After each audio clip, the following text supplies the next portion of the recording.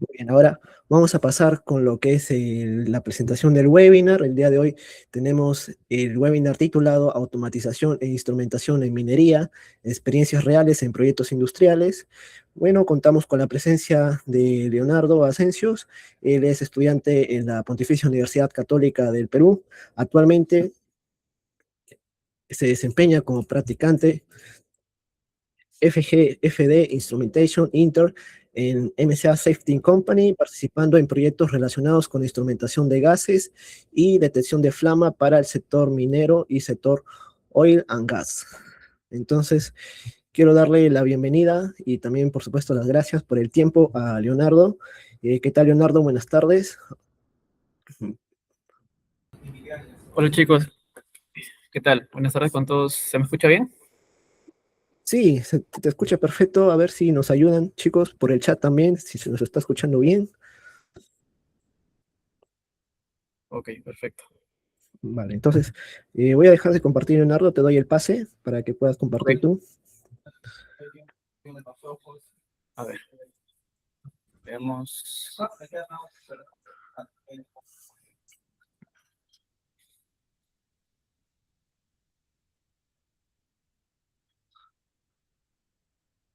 Ok, chicos. Ok, ¿se puede ver la pantalla? ¿Todo correcto? ¿Todo bien? Mm, sí, se ¿Me puede ver. confirman? Listo. Ok, perfecto. Bueno chicos,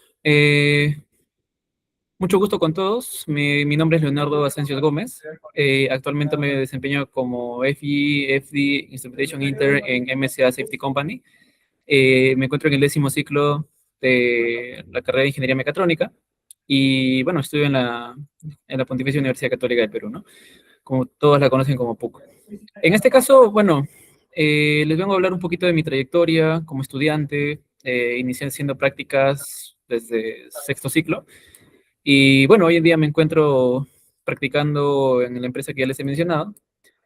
Y nada, he orientado bastante mi perfil al sector minero, ¿no? Entonces es un sector bastante retador, donde la ingeniería se hace a full, se hace una ingeniería bastante detallada y sobre todo la puesta en marcha y sobre todo conocer la parte técnica es muy fundamental para poder hacer las cosas correctamente y como se deben. Y nada, bueno, eso es un poquito de lo que les puedo hablar de mí. He trabajado en distintas empresas haciendo ingeniería de detalle, haciendo puesta en marcha, haciendo configuración de equipos, programando en PLC. Y bueno, hoy día me encuentro haciendo lo que es instrumentación para gases, ¿no? Ya sea propano, metano, para lo que es industria minera e industria petrolera como tal, ¿no? Dando servicios pues a Propetrol, Cerro Verde, Antamina, Yanacocha, etcétera, entre otras minas. Bueno, continuando con la presentación, vamos a ver si se permite. Ya, listo. Vamos a ver una agenda un poco corta, pero creo que bastante sustancial para todos los estudiantes que están ahorita metidos en la parte de mecatrónica y que quieren orientar su perfil hacia el sector minero. Vamos a ver un poquito de la industria, perdón, de la introducción a la automatización en minería, la ingeniería de detalle para proyectos de automatización, programación y control de procesos con PLC, ¿no? Instrumentación aplicada a procesos mineros, los principales desafíos que en este caso existen en la ejecución de proyectos, ¿no? Y bueno, creo que sí se está viendo un poquito esta parte, lo voy a ocultar. Y bueno, la seguridad industrial y cómo es que se llevan los conocimientos del aula desde el punto de vista de los estudiantes hacia el campo, ¿no? Cómo es el desarrollo profesional en este caso. Bueno, siguiendo con la agenda que hemos visto, acá les doy un poquito de contexto, ¿no? ¿Por qué la minería necesita automatización, ¿no? Aproximadamente, como menciona acá, el 60% de industrias mineras top han adoptado automatización avanzada, ¿no? Como tal, por ejemplo, las mineras como Yanacocha, la minera Santamina, Volcan, Raura, han adoptado que todos sus procesos sean automatizados, ¿no? En este caso para lo que es la parte de voladura, la parte de perforación, la parte inclusive de tratamiento de aguas industriales. Sobre todo en ese último punto es donde más fuerza agarra el tema de automatización, que hoy en día es bastante importante, ¿no? El 40% de reducción de accidentes laborales son sistemas de control moderno. Actualmente hay minas que todavía hacen sus sistemas o hacen sus procesos de tratamiento o de procesos como tal con operadores que se encuentran expuestos pues, a los diferentes riesgos del manejo de instrumentos, herramientas, de actuadores y sobre todo expuestos a lo que son los químicos o el uso en este caso, de gases que son tóxicos para la salud humana, ¿no? Entonces se ha reducido bastante los accidentes laborales y, bueno, como mencioné también, el 20% de aumento en productividad en operaciones automatizadas. El hecho de contar con tiempos optimizados gracias a los autómatas o los PLCs ha conllevado pues a que las operaciones sean muchísimo más eficientes, ¿no? Reduciendo tiempos de costo, cumpliendo con KPIs y demás. Ahora, lo que yo he podido identificar desde mi experiencia como estudiante, ¿no? Que he trabajado, como les comento, en unidades mineras y lo que más solicitan, al menos en competencias como tales, que deberían conocer en su mayoría los que quieren dedicarse, en este caso al sector minero, son esto, ¿no? Automatización y control industrial. Tienes que saber programar un PLC, de ley tienes que saber programarlo porque sin eso no vas a poder al menos defenderte técnicamente cuando te toque hacer una puesta en marcha o supervisar, ¿no? Tienes que saber los distintos tipos de lazo de control que existen, ¿no? Tienes que saber cómo construir un sistema SCADA, cómo construir un sistema de HMI bajo norma, obviamente, porque hay norma de colores que existe, norma de uso de diagramas para motores, tuberías, ventiladores, etcétera. Y bueno, supervisión de procesos como tal, ¿no? Instrumentación industrial y redes de comunicación. La instrumentación industrial es muy importante, tú tienes que saber identificar qué instrumentos te van a servir para qué procesos, qué tecnologías son mejores de acuerdo al contexto en el que te encuentras, de acuerdo a quizás, no sé, las condiciones ambientales, la altura inclusive, es muy importante considerar la altura a la que vas a operar, la temperatura también, ¿no? Del ambiente, etcétera. Redes de comunicación, es importante que sepas cómo se comunican los equipos, no necesariamente, una de las opiniones que yo tengo, no necesariamente tienes que comprar equipos caros. A veces hay formas de solucionar la comunicación entre equipos, sabiendo tú o conociendo el tipo de comunicación, cómo es la transmisión de datos y demás, ¿no? El diseño eléctrico y la elaboración de planos de cajón es lo más importante, creo yo, porque cuando tú sabes diseñar diagramas eléctricos, ya sea en AutoCAD o en iPlan, y sabes elaborar planos, ya sea layout de tablero o planos PNID, de cajón es un plus que tú vas a tener porque vas a saber cómo funciona la ingeniería desde lo más básico. Ahí vas a aprender demasiado. Los diagramas PNID y documentación técnica es fundamental para que tú puedas entender cómo funciona el proceso, sin necesidad de tener lo que en este caso son conocimientos a full de instrumentación, pero en los diagramas PNID al menos sabes qué es lo que puedes usar para el proceso, ¿no? Y documentarlo técnicamente, ya sean en este caso documentos relacionados al funcionamiento de los instrumentos o qué es lo que vas a usar, en este caso, por ejemplo, tu documento de filosofía de control, etcétera, ¿no? De cajón también tienes que saber gestión de proyectos en ingeniería, ¿no? Obviamente no solamente es decir técnicamente yo sé hacer esto, yo me defiendo en lo otro. Si tú no sabes gestionar tus tiempos, tus activos, no sabes gestionar a las personas con las que vas a trabajar, estás en nada también. Necesitas conocer cómo gestionar los proyectos, los tiempos, los alcances, las personas con las que estás trabajando, a las personas a quienes les vas a reportar. Todo ello tienes que saber, conocer cómo se trata con el cliente y cómo vas a llegar a los tiempos límites que establece el proyecto. Y finalmente, creo yo que si quieres dedicarte a la automatización como tal, tienes que ser un ingeniero completo, ¿no? Yo soy partidario de que al menos saber modelar 3D es bastante importante, ¿no? Porque muchas veces no solamente es automatizar y ya, tienes que saber, por ejemplo, cómo va a ir, cómo se va a conducir los cables, por ejemplo, desde la planta hacia tu controlador. ¿Por qué tuberías van a pasar? ¿Qué pulgada, qué diámetro van a tener tus tuberías? ¿No? Saber por dónde van a pasar, qué elementos de sujeción vas a usar, y tienes que saber de alguna otra manera modelar o al menos saber un poco, ¿no? De esas piezas y poder plasmarlo primero en un 3D óptimo y de ahí llevarlo pues a campo, ¿no? Donde realmente ya se ve otras cosas que son quizás muy distintas al modelado, pero al menos tienes que tener una idea, ¿no? En 3D de cómo se hacen las cosas y ya luego plasmarlo en planta. No solamente es electricidad como tal, ¿no? Tienes que saber también un poco de modelado 3D, algo mecánico.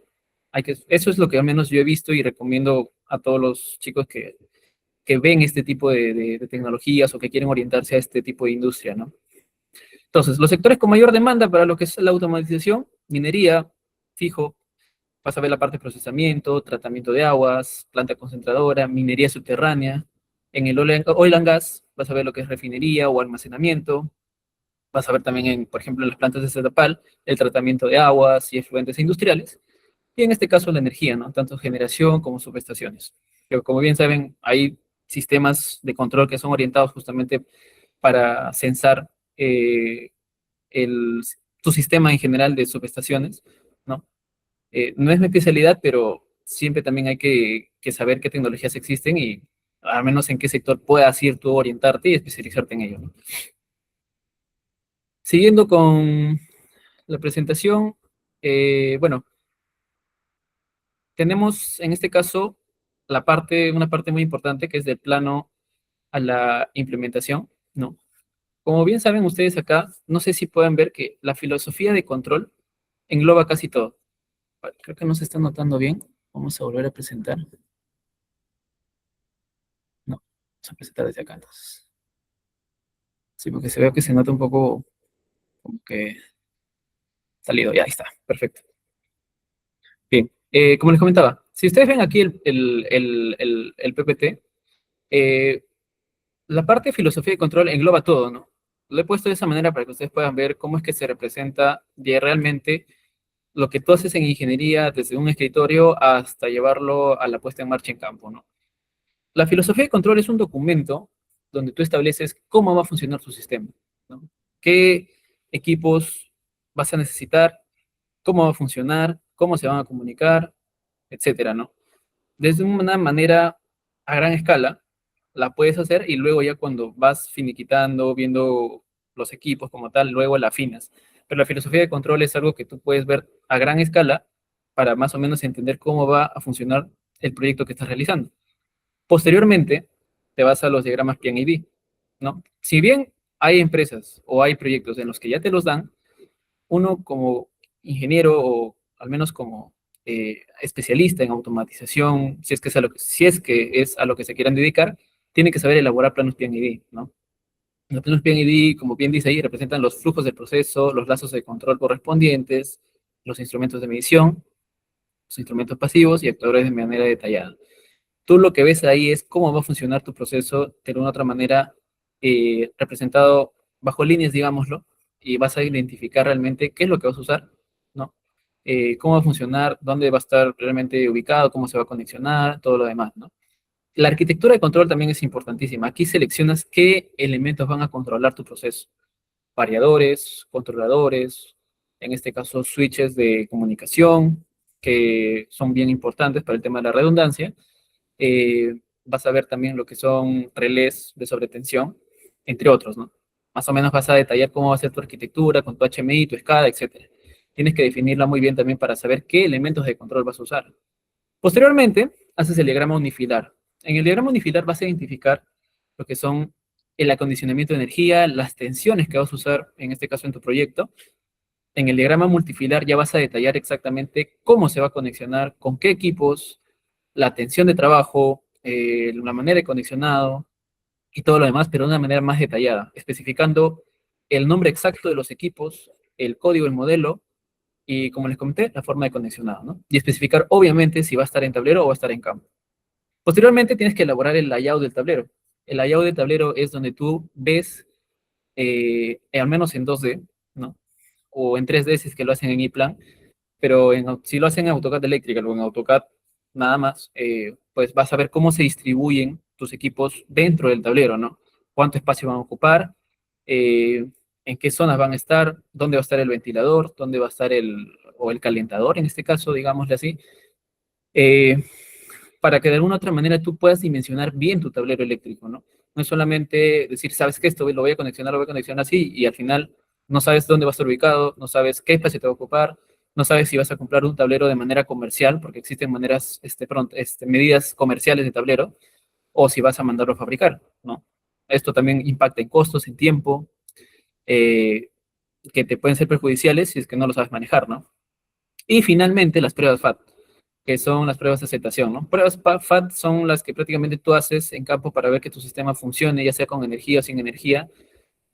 Algunos lo separan en otros tipos de pruebas. Yo le digo pruebas FAT, no quiero complicarme más. Pruebas FAT, donde tú realizas las pruebas correspondientes a tus tableros, su funcionamiento, ya no sea solamente parte de la integridad, después de la parte de control, cómo funciona tu programa, realmente enciende tal válvula, perdón, apertura tal válvula, o enciende tal motor, o tu sensor está midiendo tanta corriente, o tanto voltaje, o te está emitiendo una señal errónea, etcétera, ¿no? Entonces, en las pruebas FAT tú realmente ves si tu sistema funciona, ¿no? Es como una, digámosle, puesta en marcha, dependiendo de realmente cómo lo estés manejando, pero más o menos lo que quiero darles a entender es que ya realizas las pruebas correspondientes a todo lo que has implementado anteriormente, ¿no?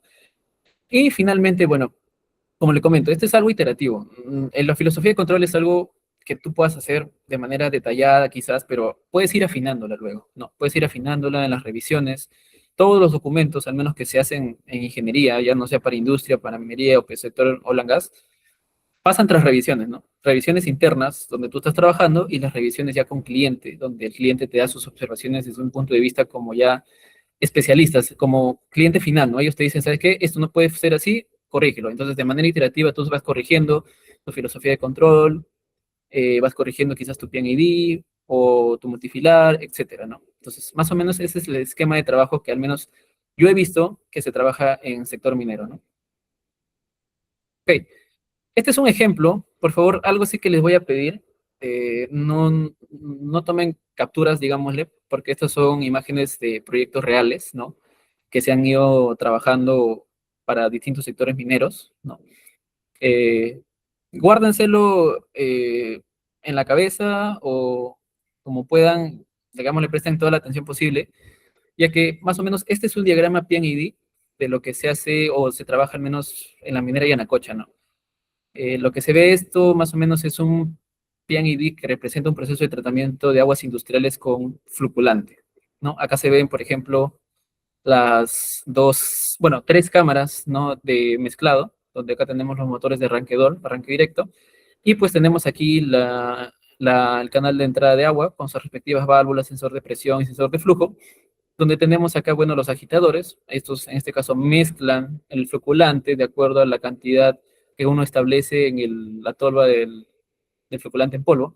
Floculante en polvo, por un tornillo sin fin, entra, comienza a mezclar aquí lo que son, en este caso, con el agua normal, no es agua residual, sino es agua de, digámosle, agua que sí se puede usar para un tratamiento, ¿no? Y tenemos acá los agitadores, se mezcla, obviamente aquí tenemos, no sé si se dan cuenta, tenemos un pequeño lazo de control aquí que nos dice la cantidad de floculante en porcentaje que va a entrar, ¿no? Esto, obviamente, chicos, algo que sí les voy a hacer bastante hincapié, un ingeniero de automatización no necesariamente tiene que conocer todo, inclusive hasta la parte química, pero sí al menos tener la noción de cómo funciona el sistema, a grosso modo, desde la parte química como tal, ¿no?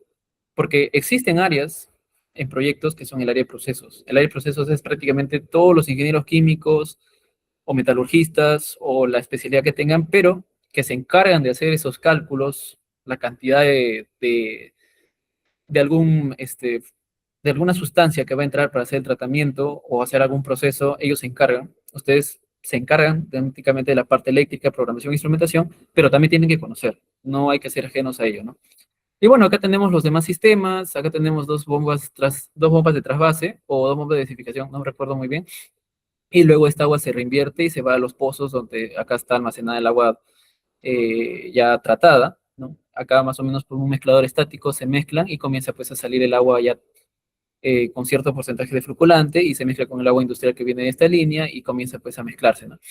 Finalmente queda así el sistema. Floculante es digamos, es una sustancia que sirve justamente para separar los lodos del agua industrial que viene de mina, ¿no? De interior de mina, más que nada se usa cuando son sistemas de mina subterránea, ¿no? Entonces, más o menos es esto lo que les quiero explicar. No quiero entrar mucho en detalle, no tenemos creo que mucho tiempo, digamos, pero eso es lo que más o menos se representa en minería. Acá se usan las normas ISA 5.1, si no me equivoco. Obviamente hay que hacerlo súper detallado, coherente. Esto pasa por revisiones. Acá no está la tabla de revisiones porque por obvias razones no puedo mostrarlas, pero al menos para que tengan una idea de cómo es lo que se trabaja en minería, ¿no? Este es un diagrama de arquitectura de control. También es para la industria, para la minera Yanacocha, ¿no? Se hace en este caso los HMI, el PLC, no recuerdo, es el Compass Logic 589, ¿sí? Sí, eso creo que era. Y acá tenemos los switches, ¿no? De comunicación, acá tenemos la redundancia DLR para que si es que se quiere, si es que por A o B se pierde la comunicación por uno de los cables Ethernet, el otro cable Ethernet automáticamente entra para que la comunicación no se pierda, ¿no? Acá tenemos los variadores, los relés de sobretensión, que sí existen, existen relés de sobretensión que tienen comunicación por Ethernet para saber en qué estado se encuentran y saber cómo actuar ante posibles sobretensiones, valga la redundancia. Acá tenemos los instrumentos, tenemos válvulas, tenemos un analizador, ¿ya? Un analizador de pH, tenemos un indicador de flujo, tenemos una válvula solenoide, acá tenemos un indicador de nivel de tipo flotante, y bueno, acá tenemos otros dos, un transmisor de nivel, creo que este es ultrasónico y creo que este es radar, no recuerdo bien, pero una arquitectura de control bien establecida te indica más o menos cómo va a ser el tipo o cómo van a ir conectados tus equipos de control hacia tus instrumentos, ¿no? Es bien importante también definirlo. El unifilar, como les había mencionado, es donde más o menos representas el acondicionamiento de energía y la energía como tal que vas a usar en tu sistema. Acá tenemos los motores, acá tenemos especificaciones de cableado, a veces se usa, a veces no, dependiendo de la industria a la que vas, ¿no? O el cliente. Siempre, algo que también les hago hincapié es que siempre el cliente, cuando tú vas a diseñar, el cliente a veces te da los requerimientos de diseño, que es un documento donde te dicen, ¿sabes qué? Si vas a usar tal tensión, vas a usar tal cable. Si vas a usar tal cable, tienes que usar tal protección, o sea, tal tubería, ¿no? Por donde va a pasar tu cable, ¿no? Entonces, así más o menos uno tiene que saber, tiene que ir diseñando. Y si no, pues lo diseñas bajo normas. Ya, eso vamos a hablar un poquito más adelante. Y finalmente el diagrama, bueno, no finalmente, acá tenemos el diagrama multifilar. El diagrama multifilar es donde, como les comenté, tú especificas exactamente qué tipo de equipo vas a usar, ¿no? Por ejemplo, acá tenemos un ítem principal, ¿no? Acá tenemos la cometida, la tensión que vas a usar, trifásico más tierra, la frecuencia, el ítem principal, los ítems secundarios, ¿no? En este caso, por ejemplo, acá tenemos un trafo, acá tenemos contactores y acá tenemos, si no me equivoco, borneras. Eh, bueno, no se le puso guarda porque no tiene esa configuración con guarda motor, pero bueno, este es más o menos lo que se hace en un multifilar. Obviamente esta es la parte de potencia, la parte de control se trabaja de igual manera, pero obviamente trabajando únicamente en monofásico, ¿no? Justamente de acá del trafo, que donde se trabaja con 480, justamente se transforma la energía a 220 para ir a los circuitos de control, ¿no? Entonces, bien importante, ¿no? Conocer cómo se acondiciona la energía para la parte de control.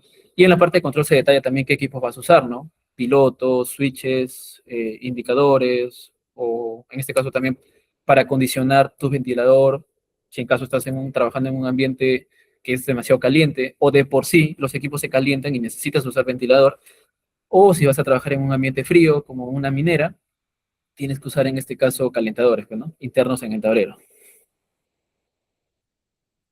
Bueno, y finalmente el layout, ¿no? En el layout vas a representar los equipos en 2D o en 3D, como les había mencionado. Este es AutoCAD, así que en 2D. Los equipos en sí, cómo van a ir distribuidos de una manera en la que luego eso lo vas a plasmar ya cuando compres tu tablero. En este caso te dirán, oye, ¿por qué es un tablero tan grueso? No, este es un tablero con una protección de EMA7, donde tú usas prácticamente el grado máximo, uno de los grados más altos de protección contra explosiones.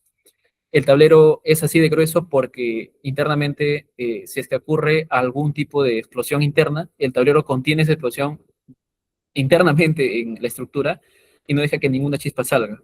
Este tipo de tableros es muy usado en lo que es los sectores oil and gas. Este fue un proyecto que se hizo para Pluspetrol, ¿ya? Justamente ellos piden que sus tableros sean de este grado de protección, ya sea NEMA 7 y NEMA 4X. NEMA 7 para contener la explosión interna y NEMA 4X para evitar que entre polvo y agua internamente al tablero. Entonces, estos dos requerimientos son importantísimos para Petrol. Nos lo dijeron en sus requerimientos de diseño, ¿no? Y bueno, es lo que se le tiene que hacer caso al cliente, ¿no? Y diseñar, ingeniártelas cómo la vas a hacer, cómo vas a distribuir Y nada, bueno, eso es más que nada lo que ustedes tienen que saber representar en un layout de un tablero. Bueno, ahora vamos a continuar con esta etapa, ¿no? Que es la parte de PLCs, del código al proceso real.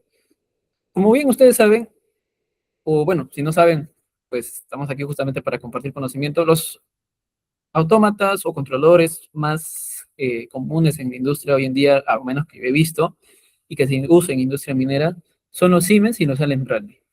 Eso de cajón lo vas a ver, lo vas a... Tienes que saber al menos programar en alguna de esas dos marcas, ¿no? Programar creo que es igual, el mismo lenguaje para todos. Al menos configurar los equipos, ¿no? En Allen Bradley o en Siemens. Creo, Siemens se usa en Rauras, se usa en Antamina, si me equivoco. Allen Bradley se usa en Volcan, se usa en Yanacocha. Entonces, tienes que saber programar, ¿no? ABB y Schneider Electric son más industriales que se usan acá en Lima. No he visto mucho que se usen en minería. Sin embargo, algo que sí resalto de ABB y Schneider Electric es que tienen muy buen, y de Allen Bradley también inclusive, es que tienen muy buenos variadores de velocidad. Entonces, si tú puedes conocer cómo configurar los variadores de velocidad de ABB, Schneider Electric o Allen Bradley, como son en este caso el ACS880 de ABB, Schneider Electric,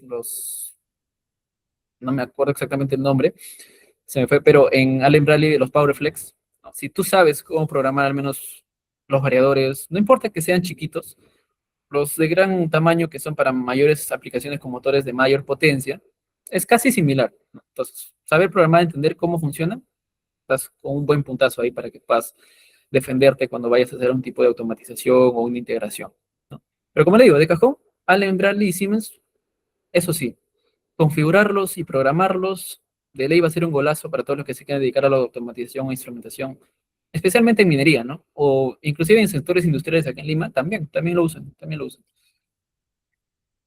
Aquí les muestro unos pequeños ejemplos de, por ejemplo, lo que se hace en la minera Raura. En la minera Raura, por ejemplo, acá tenemos el PNID y esto se representa en la pantalla HMI, ¿no? Como ven acá, se hace con, en este caso, las dos bombas de dosificación. Acá tenemos el mezclador estático y acá tenemos, en este caso, el flujómetro y la válvula on-off, ¿no? Acá tenemos un analizador, todo se representa, obviamente, estos son la parte visual nada más, esto tiene que enlazarse a las variables del programa que está en el PLC, y en el PLC acá tenemos la lógica de control, en este caso, esta lógica era para, ya, confirmación de arranque.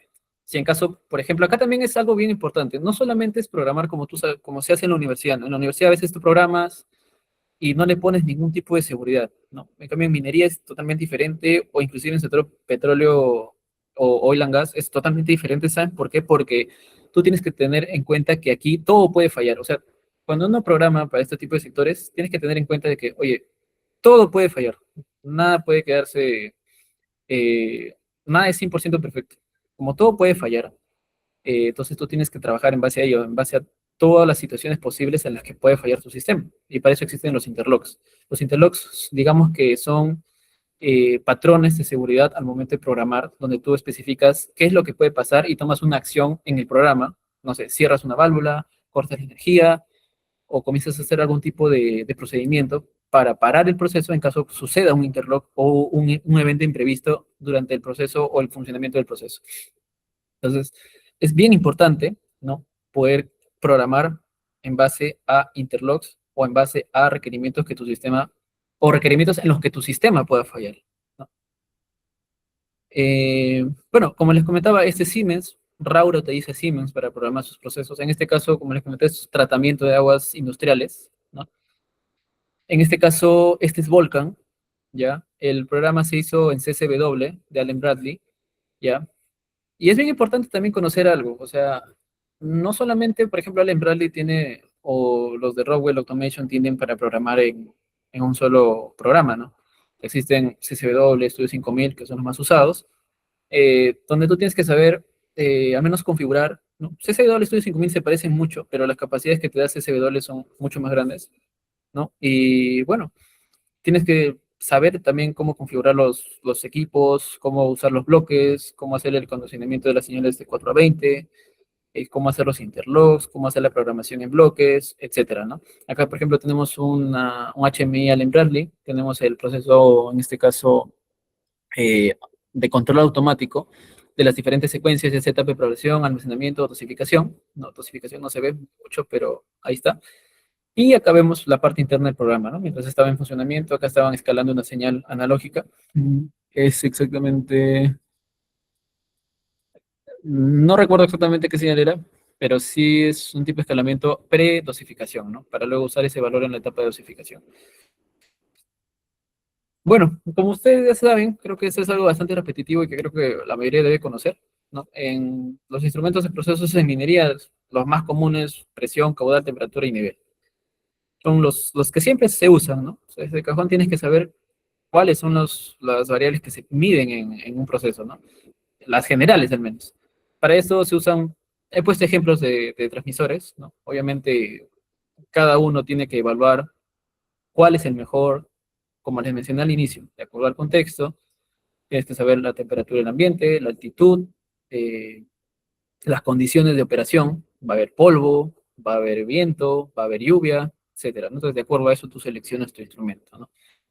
Eh, y bueno, tenemos acá los flujómetros, el tipo Coriolis, magnético. Existen flujómetros también, en este caso, por diferencia de presión. Bueno, pero no son, digamos, son solamente visuales, los típicos tubos de Venturi, etcétera. La temperatura, los PT100, más un transmisor. Recuerden que PT100 únicamente es sensor, y a eso tienes que acondicionar un transmisor, o de frente lo mandas pues a la entrada analógica del PLC. Nivel, tienes el radar, el ultrasónico, el flotador, o el de diferencia de presión, que es justamente para tanques. Y bueno, acá tenemos unos ejemplos. Esto es la minera Raura. En Raura, por ejemplo, acá tenemos un flujómetro magnético, electromagnético. Acá tenemos un amortiguador de pulsaciones. Esto es muy usado cuando usas bombas que son peristálticas, donde tienes una cámara interna y en este caso, digámosle así, un acople que comienza a girar con un tipo digámosle, una estructura que empuja a esa cámara y hace que el agua se empuje y salga por chorros. Entonces, el amortiguador de pulsaciones, ¿qué hace? Amortigua esos chorros, esas pulsaciones de agua que van saliendo y trata de sacar de alguna otra manera un flujo constante, ¿no? Entonces, para eso se usa el amortiguador de pulsaciones. No tengo un video, pero esto, cuando tú lo ves, funciona como un corazón. Amortigua la pulsación de salida de la bomba y comienza a sacar el agua de manera constante, ¿no? Este es un analizador de acidez, ¿no? Esto es un analizador de acidez y un sensor de flujo, perdón, sí, un sensor de flujo para vertederos de agua. Este es un equipo bien particular, bien difícil de configurar también, pero bien interesante. Acá tenemos transmisores de nivel, dos motores de Rankedol. Tenemos dos electroválvulas de tipo on-off, no son por analógicas, son on-off nada más. Una foto más cercana del transmisor de nivel. Y aquí tenemos, en este caso, lo que es un flujómetro, ¿no? Un flujómetro electromagnético también. Y bueno, acá tenemos, en este caso, un medidor de presión, un manómetro. Y esto más o menos es lo que se usa, ¿no? Hay más cositas, sí, no lo voy a negar, pero es a grosso modo lo que se usa también en minería para hacer el control de procesos. Y bueno, para hablarles un poquito, ¿no? Lo que no te enseñan en el aula, ¿no? Muchas veces uno cuando está en el aula, pucha, le va bien un examen o ve que en lo que se quiere especializar le está yendo bien en los cursos y demás, ¿no? Y piensa, oye, pucheta, que soy un ganador, me voy a la empresa, voy a ir a sorprender, y cuando llega el momento de hacer las cosas, se queda impactado, no sabe qué hacer, ¿no? Entonces, justamente estamos aquí en este espacio para compartir un poco de conocimiento de lo que he ido adquiriendo yo. Posiblemente para mí esto es una cosa muy importante lo que le voy a mencionar, pero eh, espero lo tomen de la mejor manera y puedan aprender, ¿no? Por ejemplo, lo que no te enseñan en el aula son cambios de alcance en campo, ¿no? Los planos de ingeniería nunca coinciden con la realidad del campo, ¿no? Siempre hay que improvisar, ¿no? Con criterio técnico y documentar todo cambio. ¿Por qué les menciono esto? Porque muchas veces, cuando tú haces algo en diseño, muchas veces no funciona o no llega a funcionar por muchos motivos, X motivos, no puede llegar a funcionar. Entonces, uno tiene que saber como ingeniero, ojo, porque vamos a ser ingenieros en algún momento, tenemos que saber solucionar. Llamar, si no sabes o no tienes la oportunidad de comunicarte con tu jefe, al menos llamar, decir, o al menos, perdón, tomar una buena decisión con criterio, ¿no? O sea, ya ves que esto puede funcionar, esto no puede funcionar. Si hago este cambio, ¿qué pasaría? ¿Qué no pasaría? Mejor me leo el manual, ah, ok, esta es la solución, y lo documentas. Nunca, nunca, nunca va a pasar de que todo salga tal cual que en plano, nunca, eso sí, se los aseguro, nunca va a pasar. Pero uno siempre tiene que dar la solución la mejor, de lo mejor, la mejor manera posible, ¿no? Siempre con criterio. La comunicación con el cliente también es algo bien importante. Cuando tú hablas algo con tu cliente, no puede quedar en el aire. Todo tiene que ir siempre anotado. ¿Por qué? Porque siempre cuando uno habla con el cliente, tú puedes quedar maravillas con el cliente y el cliente te puede aceptar un montón de cosas, pero si no está documentado, ¿qué es lo que puede pasar? El cliente al final va a decir, no, yo no te dije eso. Tú estarás tomando esa decisión, yo no te autoricé. Porque imaginemos que ese acuerdo en el que quedaron al final no fue favorable y el cliente a veces se va a lavar las manos, te va a decir, ¿sabes qué? Yo no hice caso, yo no tuve esa reunión contigo, nunca pasó nada. Y quien pierde eres tú, si es que estás desde el lado en este caso, de integrador, ¿no? O si eres una empresa de ingeniería, vas a estar perdiendo, ¿no? Obviamente, si estás desde el lado de la persona que en este caso hace el contrato, pues obviamente también estás haciendo algo poco ético, ¿no? Pero bueno, hay que estar siempre comunicación constante con el cliente y anotar todo lo que se pueda, todos los acuerdos se anotan y se hace saber al cliente lo que se ha acordado. O se hace saber inclusive, si es que tú contratas a alguien, qué es lo que se ha acordado también, para que tú puedas siempre defenderte y tener un documento en el que puedas sustentar todo ese cambio que has quedado con la persona que estás conversando. Bien, zonas peligrosas y normativas. Esto es bien importante. Nunca, nunca, nunca, nunca se hacen las cosas porque te enseñaron o porque es así. No, siempre las cosas se hacen con normas. Algo que aprendí bastante a lo largo de todas las empresas en las que he trabajado y en la empresa donde estoy trabajando es que si tú no haces las cosas bajo normativa, no tienes cómo defender el criterio o la decisión que has tomado. ¿Por qué?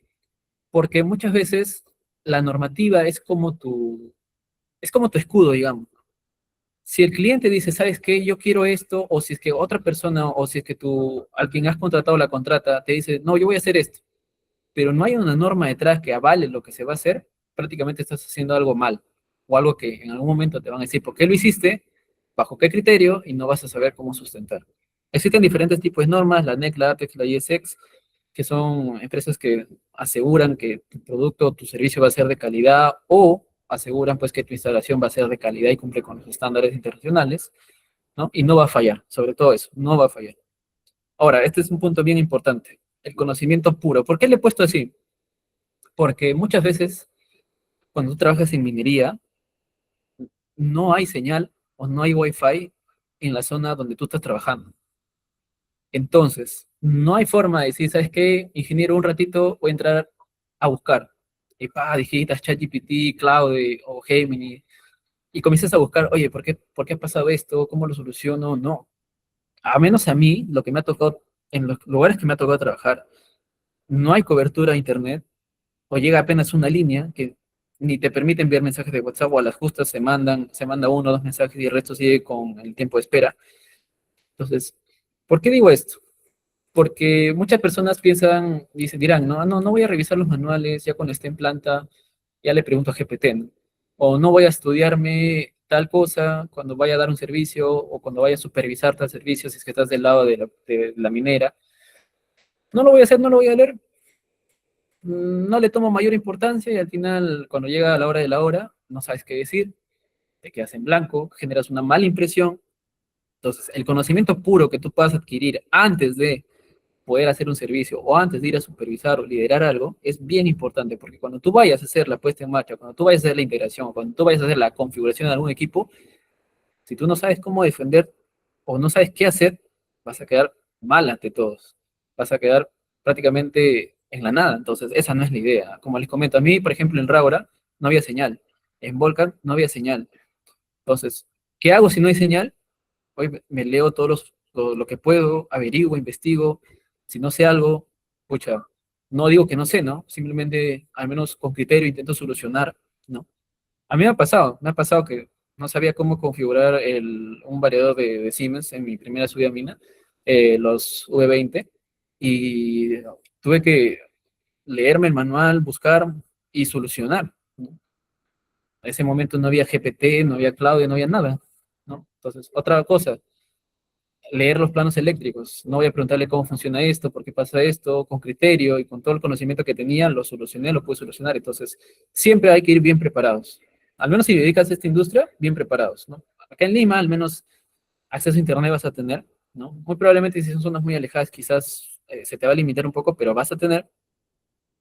Pero en mina no, en mina no. Hay algunas que otras minas tienen el sistema Starlink, de Elon Musk, como saben, pero son muy pocas, porque es costoso. Entonces, ustedes saben que en industria minera los costos a los que les cobran a ellos son bastante elevados, entonces muchos no adquieren. Pero, como les comento, conocimiento puro y a defenderse, ¿no? Eso es lo que sucede. Es por eso les comento que es un ambiente bien retador.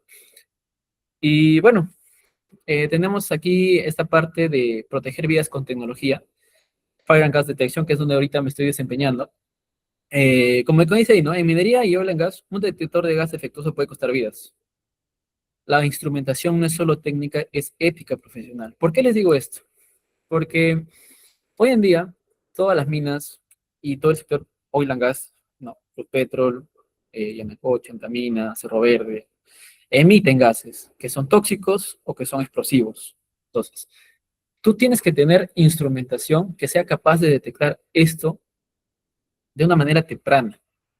¿Por qué se los digo? Porque esto puede generar pérdidas económicas grandes, puede generar pérdidas de vidas grandes también, eh, y que, pucha, conllevaría un problemón enorme, ¿no? Es por eso que, muy aparte ahora de haber hecho lo que es la automatización en minería y todo esto, me aboqué también a saber un poco o a conocer la parte de seguridad, la instrumentación dedicada a la seguridad en este tipo de sectores, ¿no? Tenemos acá, por ejemplo, MCAS 5000, detector fijo de gases, MCA IR 5500, OpenPath, y los MCAFL 5000, detección de flama. Estos tres instrumentos son bien importantes, se usan en minería. Ahí me olvidé de mencionar uno, que son los S10 de MCA, que son como que unos detectores de gas que van colgados en la camisa, ¿ya? Pero eso no voy a tocar mucho, estos son creo los más importantes. Eh, ¿Por qué es bien importante? Porque muchas veces, por ejemplo, en el sector petrolero, se genera fuego. Si es que hay alguna fuga y se genera fuego, imaginemos con hidrógeno, ¿no? Hidrógeno, si no me equivoco, la flama del hidrógeno encendido no se nota, no es visible para el ojo humano. Entonces tú puedes estar quemándote y no te das cuenta, porque la flama no es visible, no es como la de propano, pero tú lo prendes y se pone en amarillo, ¿no? O en azul, o la de metano, si no me equivoco, pero la de hidrógeno no se ve. Entonces puede haber una fuga de gas, puede estar prendiéndose fuego, pero no lo ves porque justamente la flama no es visible para el ojo humano. Hay un rango de medición de las flamas que son justamente para ver en qué parte es visible, en qué parte no, para el ojo humano. Entonces, es bien importante. Igual, el S5000 detecta gases, puede detectar inclusive lo que es CO2, si no me equivoco. El SO2, como le comenté, ¿no? La muerte plácida, creo que se le dice así, o la muerte bonita, digámoslo así coloquialmente, donde simplemente no detectas que hay exceso de CO2 en el ambiente y falleces, sin darte cuenta, sin dolor, sin, sin algún tipo de complicación o sufrimiento como tal, falleces. Y eso justamente es importante saber qué tipo de gas está en el ambiente y cuál es la concentración en porcentaje del metro de ese gas que hay en el ambiente, ¿no? Y los IR 5500 que hacen lo mismo, pero de manera un poquito más extendida, ¿no? No son fijos, sino es un haz de luz, donde si hay interferencia de gas, detecta y emite una alarma, pues, ¿no? Algo así simple para explicarlo. Entonces, eso chicos, eso es bastante importante, es a lo que me estoy dedicando ahorita. Yo hago la parte de pruebas con estos instrumentos, la calibración, hago la documentación, los manuales de instalación, y todo lo demás, ¿no? Es a lo que me estoy dedicando ahorita en la empresa en la que me encuentro. Este es un poco de lo que se trabaja en MCA, ¿no? Se hace lo que es la configuración de los equipos, la calibración, se hace lo que son la documentación de las pruebas. Estos son IR 5500 de rango corto, donde este es el emisor de acá y este es el receptor. Emite un haz de luz y si hay una interferencia en el medio de algún tipo de gas con cierta cantidad de concentración, si es elevada, se mide en el metro. El metro quiere decir el porcentaje de gas que hay suspendido en el aire, y si hay poquito concentración de gas, se mide en ppm, ¿no? Partículas por millón, ¿no? Que estos instrumentos son capaces de medir, que finalmente se transmiten por señal de 4 a 20 miliamperios, o, sí, señal de 4 a 20 miliamperios, no tiene señal de 0 a 10. Y todo esto se manda, pues, a un controlador o a un emisor de alerta, ¿no? Y bueno, chicos, esto sería toda la exposición. Eh, Más bien, muchas gracias. Si tienen algún tipo de pregunta, si tienen algún tipo de acotación, lo agradecería bastante. Creo que es he podido compartir algo que a mí me ha servido a lo largo de mi trayectoria como estudiante. Aún no termino, estoy en 10º ciclo, pero si algo bien he podido compartir con todos ustedes es para que puedan ver cómo es la inclusión en el entorno minero. Un entorno, como les comento, es bastante retador, bastante, digamos, donde tienes que saber, conocer, ¿no? Porque no eres tú, no vas a ser el que llega a un ingeniero y van a haber puros, digamos, administradores, contadores, abogados, que no saben nada de ingeniería. No, al contrario, vas a estar con ingenieros que conocen, con ingenieros a los que no les puedes, digamos, vacilar con información errada, ¿no? Tienes que ir conociendo, tienes que ir sabiendo, defendiéndote técnicamente, bajo normativa y demás, ¿no? Entonces, nada, chicos, muy agradecido más bien. Eh, Voy a dejar ahí mi contacto. Si tienen algunas preguntas, estaría muy agradecido de que las hagan. Un momento, por favor. Pueden prender su micro, creo que sería lo más óptimo. Buenas noches. Hola. He dejado una pregunta en el chat, pero mi pregunta básicamente es, en las universidades o lo que se venden ahí, por ejemplo, los sensores, más que nada, ultrasónico, por ejemplo, ya lo conocemos, pero en esos lugares de las minerías o otras o industrias así, ¿son los mismos, solamente que un poquito con más de tecnología, o son radicalmente diferentes?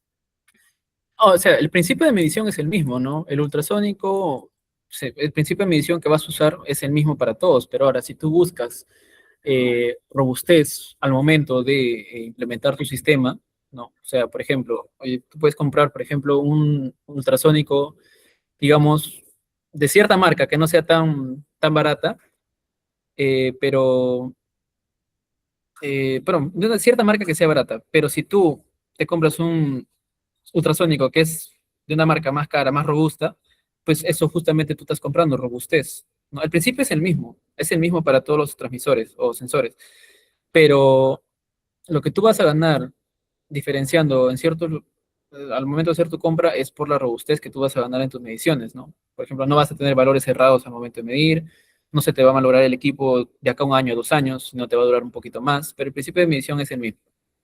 No sé si eso responde a tu pregunta. Creo que sí. Es que, bueno, por ejemplo, el sensor ultrasonico que es más básico, son dos bolitas allí y se conecta al protoboard o a otra cosa.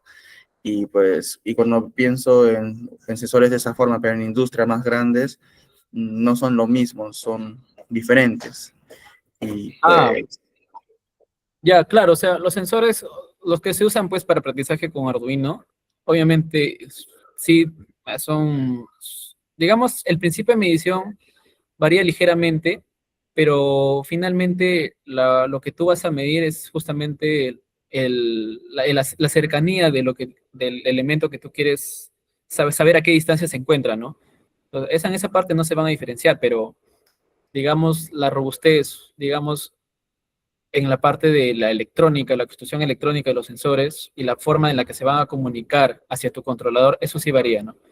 Eso sí varía enormemente, ¿no? No es lo mismo conectar, pues, a los pines analógicos de un Arduino Uno, un Arduino Nano, a conectarlo a un PLC, ¿no? Hay formas de conectar un analógico, poner una resistencia de por medio y demás, ¿no? Entonces, en esa parte sí se diferencia.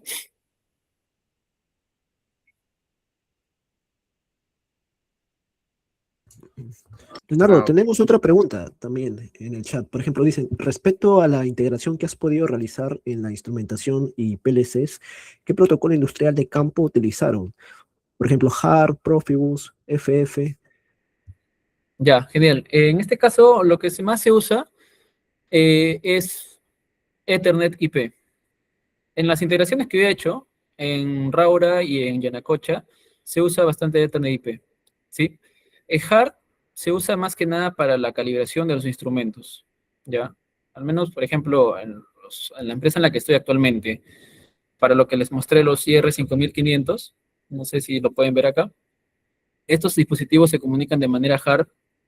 En este caso, se usa pues un modem HART para convertir la comunicación a serial por puerto USB para que puedas configurar desde Padward el instrumento, ¿no?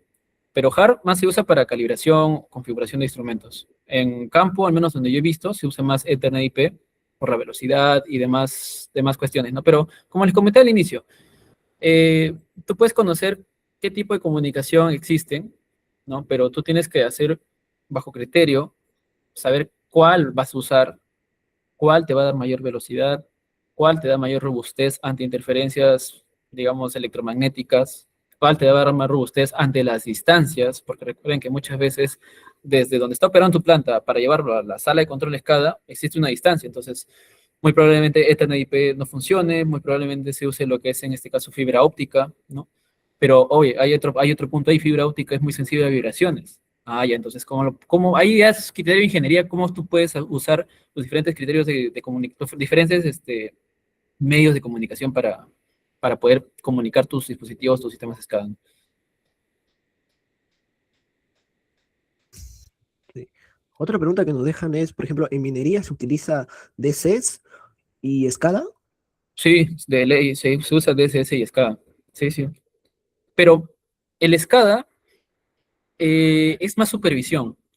Ya, creo que en ese sentido, creo que todos conocemos que SCADA es supervisión. Si ustedes ven DCS, DCS es un sistema de control distribuido, ¿no? Que eso es más robusto, digamos. O sea, lo que se busca en minería es robustez. Por ejemplo, yo cuando he estado en la minera Coimolache en Cajamarca, se usa el sistema PS7 de Siemens, que es un DCS integrado, donde ven todos los procesos desde el lavado bueno, desde la extracción del oro, perdón, desde la caída de los barros hacia, en este caso, las pozas, que es, digamos así, donde separan el barro del oro y va bajando, se hacen los procesos de merricrao, extracción por carbono, etcétera. Todo eso ya va controlado desde un sistema DCS, ¿no? Entonces, en minería sí se usa bastante DCS, inclusive yo diría más que SCADA. Digamos que DCS engloba también SCADA, pero ahí tú puedes hacer un control, digamos, más preciso, puedes hacer un control eh, muchísimo mejor inclusive que TIA Portal, ¿no? Por algo DCS pues es un programa más completo y más costoso que TIA Portal en Siemens, ¿no? Pero obviamente yo estoy hablando de Siemens, hay otras marcas también, Bradley, que usan esos. Ujú. Pero sí se usa, obviamente sí se usa, sí. Es más, un plus que les puedo dar, si ustedes saben hacer DCS, es un golazo la verdad, pero algo que sí les voy a decir también que los cursos o las certificaciones en DCS son bastante costosas. Y siempre, eso sí, ojo, siempre cuando ustedes van a hacer un servicio como especialistas, tienen que tener certificaciones de casa matriz. No se pueden ir con certificaciones de TechSoup. No es por hablar mala, son instituciones maravillosas, increíbles, muy buenas, pero al menos en mi experiencia que he visto, las certificaciones de casa matriz, ¿en casa matriz qué me refiero? Mismo Siemens, mismo ABB, mismo Allen Bradley, tienen que ir con esas certificaciones. Obvio, obvio porque así tú avalas que eres especialista en la marca, si es que la casa matriz te lo emite. No, claro, en DCS, como comentan, no tiene, Citrain es el centro especializado de entrenamiento de Siemens. De ABB no he visto, creo que ABB solamente tiene contacto directamente con las empresas, pero sí también hay especializaciones, pero en variadores. Sí, en variadores es lo que he visto más.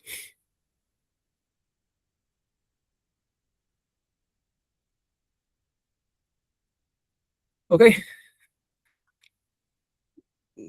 Sí, bueno, Leonardo, yo sí tengo una pregunta. Por ejemplo, cuando estás trabajando ya en el tema de diseño, de elaboración de planos, viendo más que todo todos los materiales que se van a usar, el tema de distancias, calculando lo que vendría a ser la ingeniería de detalle, luego ya pasas a la etapa del campo, lo que es realmente la experiencia real, lo que ves en el trabajo.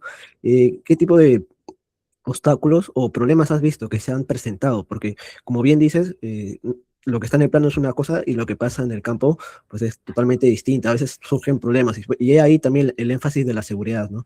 Por ejemplo, ¿qué tipo de imprevistos pudieron suceder o qué es lo que mayormente se ve dentro de la minería y también en el sector oil and gas? Ok, ya, esa es buena pregunta. Cuando tú vas a veces a hacer las integraciones o ya pasar de plano a planta, muchas veces las dimensiones del lugar donde estás trabajando no son las correctas, no, la tubería no pasa, a pesar de que los requerimientos del cliente dicen, no, sí, esto va a pasar, tienes tal dimensión, tienes cierta holgura en las dimensiones de tubería que tú puedas usar y tú lo usas, pero cuando vas allá, a veces puede que no esté bien dimensionado, ¿no? Puede que las distancias inclusive del cableado no sean las mismas que hayas establecido, necesites más cable, ¿no? Inclusive el hecho de contar con energía constante también es un problema. Muchas veces las oscilaciones de energía que hay en minería son perjudiciales para los equipos, ¿no? Entonces, cuando a veces yo estaba haciendo las integraciones, se iba la luz. O a veces parpadeaban los equipos porque la luz comenzaba a oscilar, perdón, la energía comenzaba a oscilar y esa es una limitación que tú a veces no tomas en cuenta, ¿no? Entonces, esas son bastantes limitaciones importantes. Otra limitación que he visto y que, como les mencioné también, saber tratar con el cliente es decirle, ¿sabes qué? Porque lo que sucede también es que tú haces en plano cosas maravillosas que funcionan, pero ahora vamos a ver, tú haces el diseño, la arquitectura de tal sistema de control con tales dispositivos, pero ¿qué sucede? Puede ser que ese dispositivo no esté en Perú o todas las tiendas en Perú no tengan stock de ese dispositivo. Ah, ¿qué toca? Importar. Y si tú importas, toma tiempo, ¿no? Toma tiempo. Incomodas a tu cliente si es que te pasas del plazo establecido, ¿no? ¿Incomodas a quién? A tu jefatura, si es que en este caso demanda un costo mayor el hacer llegar ese equipo lo más rápido posible a Perú. Entonces, esas son complicaciones que tú también tienes o se presentan cuando al momento que vas a integrar. ¿Por qué? Porque tú tienes que, cuando vas a subir a mina, o bien sube ya todo lo que has hecho ya probado, o bien vas subiendo poco a poco los dispositivos y todo lo demás, ¿no? Pero tienes que saber y conocer de que hay cosas que a veces demoran, ¿no? Y no vas a poder siempre eh, llegar si es que no simplemente te dedicas a la parte de ingeniería pura, ¿no? Tienes que saber también saber manejar tus tiempos y tus costos, ¿no? O sea, como yo les comentaba, no solamente es hacer una ingeniería muy bonita que funcione, también tienes que ver la parte económica, qué tanto le va a costar a tu empresa comprar ese dispositivo y la parte de tiempos, qué tanto me va a demorar en tener ese dispositivo. Voy a ver a los proveedores, ¿tienen stock? ¿No tienen stock? ¿Lo tengo que importar? ¿Cuánto me va a costar importar o hacer el envío express para que ese equipo me llegue al Perú lo más antes posible para quedar bien con mi cliente, etcétera, ¿no? Pero muchas veces, hasta inclusive los tableros suben probados ya, ¿no? Suben probados, pero bueno, siempre hay limitaciones, siempre hay limitaciones. Finalmente, lo que uno siempre evita es llegar a penalidades con el cliente o o con las personas con las que estés trabajando. ¿Penalidades a qué me refiero? Ya cuando te pasas el tiempo establecido de trabajo, ya las penalidades comienzan a pasar, ¿no? Por día te comienzan a cobrar $200, $300, algo que, pucha, nadie quiere, ¿no? Entonces, eso, esas son complicaciones que suceden y tienes que saber solucionar, dar la cara si es que te equivocas y seguir para adelante porque no hay a quien acudas, no te vas a ir a tu jefe a decirle no puede hacerlo, ¿no? Tienes que solucionar, esa es parte de trabajar en ese entorno, ¿no? Y obviamente va a haber caras malas, sí, hay caras malas, tienes que saber soportar, tienes que saber manejarlo como un profesional, como un ingeniero, y eso chicos.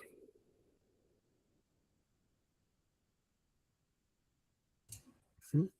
Ok, Leonardo, muchas gracias por responder mi pregunta. Chicos, si alguien desea hacer su pregunta, tenemos a ver, una última, si no para pasar a la parte final, por favor.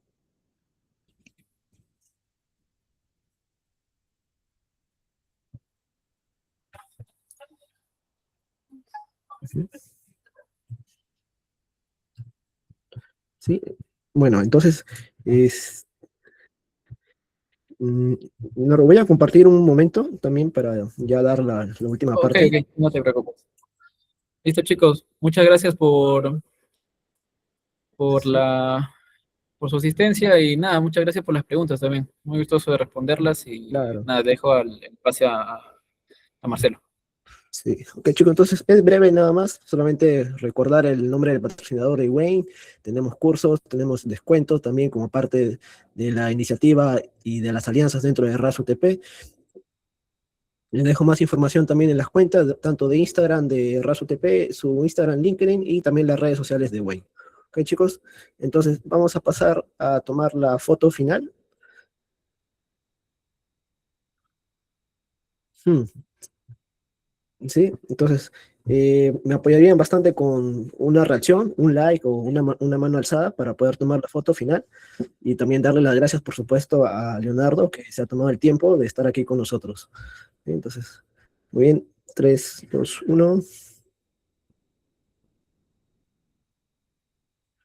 Ok, muy bien. Entonces, sí, Leonardo, bueno, de verdad agradecerte mucho, nos has compartido bastante lo que es tu experiencia realmente dentro de lo que es la minería y también del sector oil and gas. De parte ya también de Raso TP como representante, pues darte las gracias y por supuesto eh, abrirte las puertas también a futuras actividades que podamos realizar previa coordinación contigo y pues también ya vamos a estar en contacto para emitir tu certificado. ¿Sí? Tu certificado de ponente el día de hoy. Sí, entonces, Listo, muy bien, muchas chicos. gracias, Entonces, Marcelo, por los perdón. asistentes. Ujú. Ok, entonces, muy bien, chicos. Entonces, yo me despido también. Gracias por su tiempo el día de hoy y ya doy por finalizado el webinar. Ok, entonces, buenas noches a todos. Gracias, Leonardo. Y nuevamente, hasta luego.